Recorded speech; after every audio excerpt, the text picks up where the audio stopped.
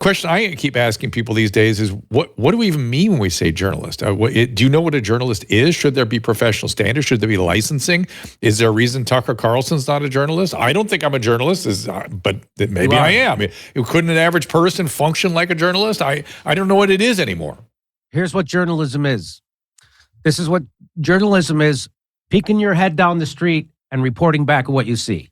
That's what journalism is. And anybody could be a journalist because that's what it is. They don't want you to think that's what it is. They want you to think it's some kind of special class of person, because if anybody could do it, then everybody has a voice. And that's the last thing they want. So yes, you do journalism. Did this take it away? Did this thing take it away? The phone, the fact that we have Twitter Spaces, and the fact that we can take pictures of everything, wherever we want. Where's my phone? There. It certainly helps.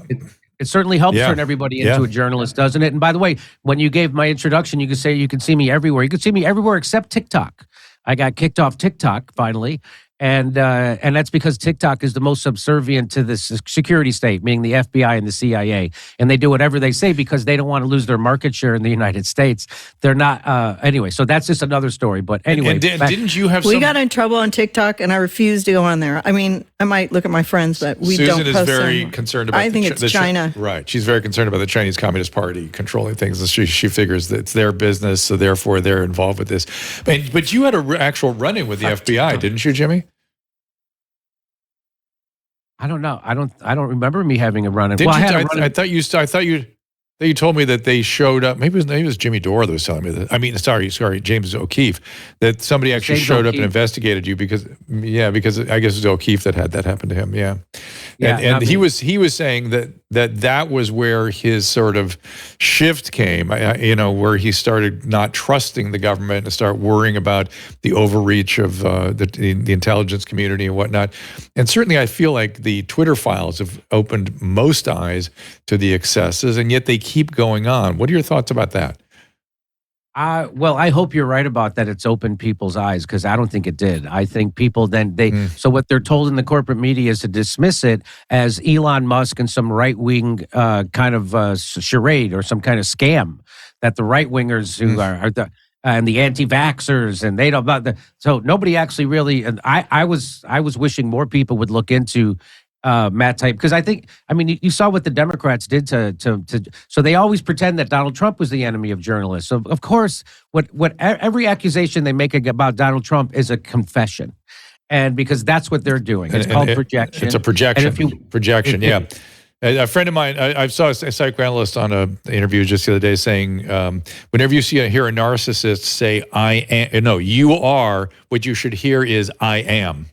They always project. You are fill in the blank, but they really feel the reality is I am. And so if you watch those congressional hearings with the Schellenberger and Matt Taibbi, it is disgraceful what happened. And I'm like, so now you know why people vote for Donald Trump, because both parties are completely bought. So I try to tell people, I go, we're run by a cabal of billionaires. They're like, oh, Jimmy, really? What kind of meetings do they have? I'll tell you the meetings they have. The meeting they have is called a session of Congress. When there's a session of Congress, do you think those people are in there doing the bidding of workers and the elderly and the sick and the students? No, they're there doing the biddings of the donor class, which is why our country is the way it is. It's not because of Russia, a country that has a smaller GDP than California. The way our country looks the way it is because the billionaire class wants it designed like that, because they're doing the bidding of the billionaire class. They can print $5 trillion during COVID, not one penny of it to go to try to fix homelessness or give people free college or health care or any of that. And all went right up to the 1,000 richest people in this country. We're ruled by criminals. So I was going to tell you before, I have a friend of mine who says, Jimmy, I'll go along with a lot of the shit you say, which actually sounds like he wouldn't. But he says, I'm sorry, January 6th, that undermined our democracy. And I said, that's what you think did it? You're adorable. We don't live in a democracy.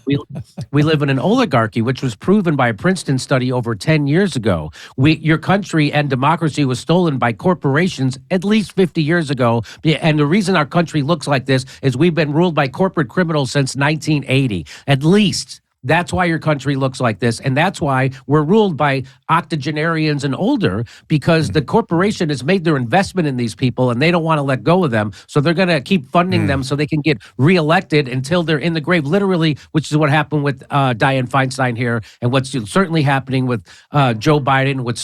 Joe Biden, there is no bigger friend to Wall Street, the credit card industry. The reason why students can't get their student loans expunged in bankruptcy court is because of Joe Biden. The reason why prisons are overflowing with black and brown people isn't because of Donald Trump. It's because of Joe Biden.